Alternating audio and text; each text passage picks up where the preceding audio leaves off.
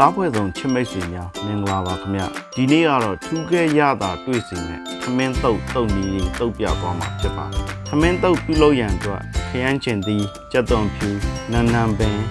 ကြက်သွန်နီစီကြက်တို့ကိုစင်သင့်ပြုလုပ်ထားရပါမယ်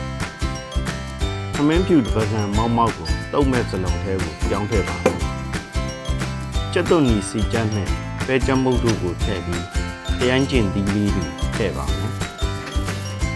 ကြက်သွန်ဖြူနန်းနန်းပင်ချုံမှုတ်စားနှဲငယ်နဲ့ငံပြာရည်တို့ကိုထည့်ပြီးပါမယ်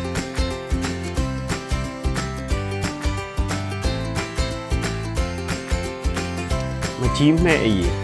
ရုပ်တီအကြက်မှုတ်မြေပဲပဇွန်ကြောက်လေးတွေကိုထည့်ပြီးအရသာသမတော့အောင်တုပ်ပေးရပါမယ်အခုဆိုရင်တော့ထူးခဲရတာတွေ့စေတဲ့သမင်းတုပ်လေးကိုစားသုံးနိုင်ဖြစ်ပါတယ်